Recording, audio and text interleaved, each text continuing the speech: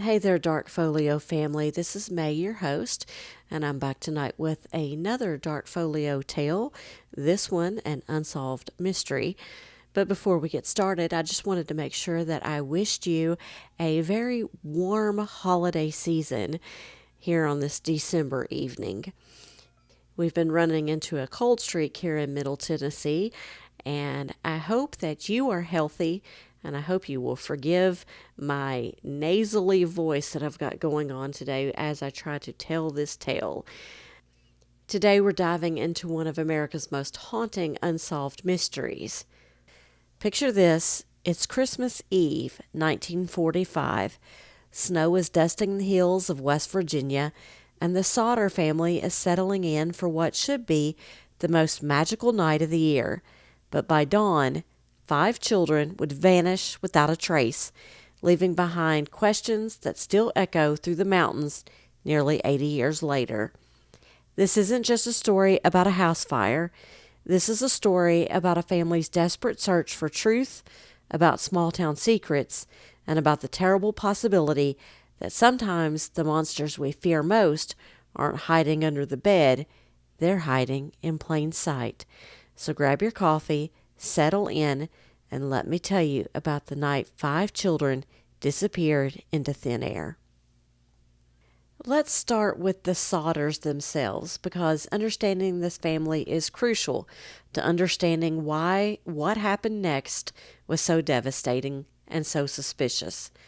George and Jenny Sodder were Italian immigrants who'd built a good life in Fayetteville, West Virginia. George worked hard running a successful trucking business, while Jenny managed their bustling household. And what a household it was. 10 children, ranging from toddlers to teenagers. The kind of chaos that comes with love, laughter, and the constant noise of a big family. Now, I need you to understand something about George Sodder. He wasn't just any immigrant trying to fit in. He was vocal about his politics, critical of Mussolini's regime back in Italy, and in a small West Virginia town in the 1940s, being outspoken about anything made you stand out. Being an Italian immigrant who criticized fascism, that made some people downright uncomfortable. By December 1945, the war was over, but tensions were still high.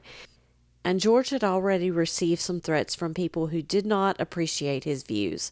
Remember this, because it becomes important later. Christmas Eve, 1945, started out like any other holiday evening in the Sodder house. 9 of the 10 children were home. One son was serving in the Army. The kids had spent the day in that delicious anticipation that only Christmas Eve can bring. Jenny tucked the younger ones into bed, while the older kids stayed up a bit later, doing what teenagers do. But here's where our story takes its first strange turn.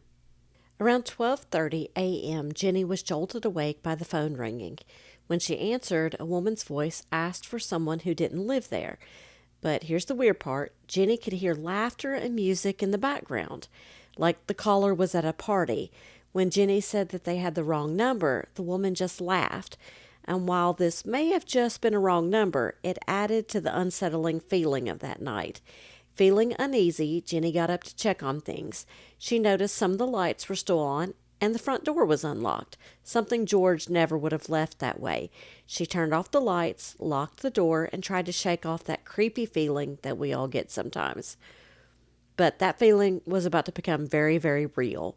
Around 1 a.m., Jenny woke up again. This time it was smoke. The house was on fire. Now, listen closely to what happened next, because this is where everything becomes suspicious. George and Jenny managed to get themselves and 4 of their children out safely, but 5 children, Maurice 14, Martha 12, Louis 9, Jenny 8, and Betty 5 were still inside. Their bedrooms were upstairs, on the side of the house where the fire was burning most intensely. George's first instinct was exactly what yours would be. Get to those kids by any means necessary. He remembered the ladder that was always leaning against the side of the house. He'd been using it just days before to fix the roof, but when he ran to get it, it was gone. Not damaged in the fire, not fallen down, gone. Moved far away from the house. Okay, so no ladder. George ran to his trucks. He had two of them for his business. He figured he could drive one close to the house and climb up that way. But here's something chilling. Both trucks, which had been running perfectly fine, suddenly wouldn't start. The batteries were dead. Both of them, on the same night at the same time.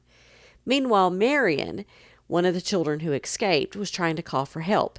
She ran to a neighbor's house to call the fire department. No answer at the fire department. So she tried another house. Again, no answer. Finally, a neighbor had to drive into town to alert the fire chief personally. When the fire department finally arrived at around 8 a.m., 7 hours after the fire started, their response was baffling. They came with almost no water to a house fire. The fire truck showed up, but they claimed they couldn't get water pressure. Some witnesses said they didn't even try very hard. The fire chief, F.J. Morris, told the devastated parents that their children had died in the blaze and that their bodies had been completely consumed by the intense heat. Sometimes, he said, fires burn so hot that they completely incinerate human remains. But George and Jenny weren't buying it. And honestly, neither should we. Because first, let's talk about that fire. It had burned for about 45 minutes to an hour before collapsing, though the fire department didn't arrive for 7 hours. House fires, even intense ones, rarely burn hot enough or long enough to completely destroy human remains. We're talking about needing temperatures of over 2,000 degrees Fahrenheit sustained for hours. Jenny did her own experiment later. She tried to burn animal bones in her fireplace and couldn't reduce them to ash. She even contacted a crematorium, and they told her that even their furnaces, running at 2,000 degrees for 2 hours, leave bone fragments. And something else that bothers me about the story, the area where the children's bedrooms were located, the floor didn't even collapse. If the fire had been hot enough to completely destroy 5 bodies, that floor should have been gone, right? As the Sodders began to investigate on their own, the suspicious details piled up like winter snow. Remember that phone call that Jenny received? Well, a few days later, a telephone repairman made a discovery that would change everything. The phone lines hadn't been burned in the fire. They had been cut by someone who had climbed 14 feet up the pole and reached 2 feet out to deliberately sever them. This wasn't an accident or fire damage. This was sabotage. Then there were the sightings. A woman claimed she saw 5 children peering out of a car that sped away from the house during the fire. Another witness said she saw them at a hotel in the morning and served them breakfast at a restaurant. A waitress in Charleston, West Virginia, said children matching their descriptions came in asking for directions to the Sodder house. Now, these sightings were never verified, but they added to the family's belief that their children were alive somewhere. And something chilling, in the weeks before the fire, some of the Sodder children had noticed a car that would slowly drive by their house or follow them home from school. The occupants would just watch them. But perhaps the most disturbing piece of evidence came from an insurance salesman who had visited George Sodder just months before the fire. When George declined his insurance policy, the man became very angry and made a threat that would prove eerily prophetic. He said George's house would go up in smoke and his children would be destroyed. Now here's where it gets even more suspicious. That same insurance salesman ended up serving on the coroner's jury that ruled the fire accidental. Now, it wasn't Fire Chief Morris, but it was someone who had directly threatened George. And now that person had a hand in determining what happened that night. For George and Jenny Sodder, accepting that their children were dead was impossible. They'd seen too much, heard too much, questioned too much. So they did what any parent would do. They fought. They hired private detectives. And in 1952, they put up a billboard along highways with photos of their missing children. They offered a reward starting at $5,000, which were later increased to $10,000, a fortune in those days. They followed every lead, chased every rumor, pursued every possibility that their children might still be alive. The billboard they erected was heartbreaking. It showed photos of the 5 missing children with the message, "These children have been missing since December 25th, 1945. If you have any information, please contact the Sodder family. Some leads seemed promising. A woman in South Carolina claimed to have seen the children. A hotel clerk in Florida thought he recognized them. Private investigators followed these leads across multiple states, but each one eventually went cold. The most compelling lead came years later, in 1968. Jenny received a letter with no return address, postmarked from Kentucky. Inside was a photograph of a young man who looked remarkably like her son Lewis would have looked as an adult. And on the back, someone had written, "Lewis Sodder, I love brother Frankie. Little boys, A90132 or 35. The family was convinced that this was Lewis. They hired a private investigator to go to Kentucky and investigate, but they never heard from him again. Whether he met foul play, took their money, or simply gave up, no one knows. So what really happened to the Sodder children? Let's look at the theories because each one is more chilling than the last.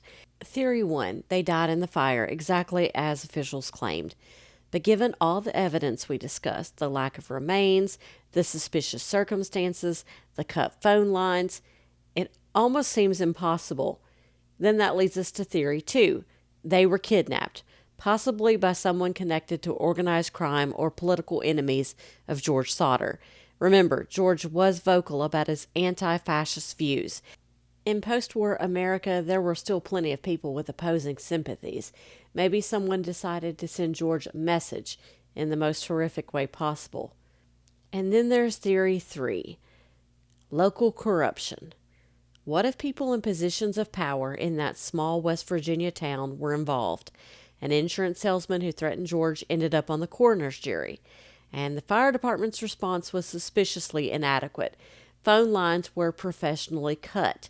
Maybe this wasn't about politics at all. Maybe it was about a small-town conspiracy where people in power decided that the outspoken Italian immigrant needed to be taught a lesson. The most heartbreaking theory, that the children were taken and sold. In 1945, there was still a market for children, especially in remote areas. 5 healthy young children could have been separated and placed with families far from West Virginia. Their identities changed, their past erased. George Sodder died in 1969, still believing his children were alive somewhere. Jenny lived until 1989, never giving up hope that she might see her babies again. She kept that billboard up for decades, a constant reminder to anyone passing through that 5 children had vanished without explanation. The case officially remains unsolved. No arrests were ever made. No bodies were ever found. No definitive answers were ever given. But here's what we do know. On Christmas Eve, 1945, 5 innocent children disappeared, and every piece of evidence suggests it wasn't just an accident. Whether it was kidnapping, murder, or something else entirely, someone knows what happened to Maurice, Martha, Lewis, Jenny, and Betty Sodder. And somewhere out there in the mountains of West Virginia, or on the streets of a distant city, the truth is waiting to be found. The Sodder family story reminds us that sometimes the most devastating mysteries aren't about supernatural monsters or unexplained phenomena. Sometimes they're about the very human capacity for evil and the desperate love of parents who refuse to give up.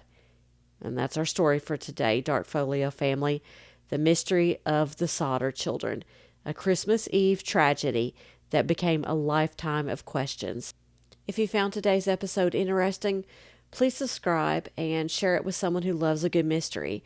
And remember, somewhere out there, someone knows what really happened that night. The truth is still waiting to be told, and it is not too late. Until next time, keep questioning, keep searching, and never stop looking for light in the darkness. Have a blessed night, and I hope you have a happy holiday season.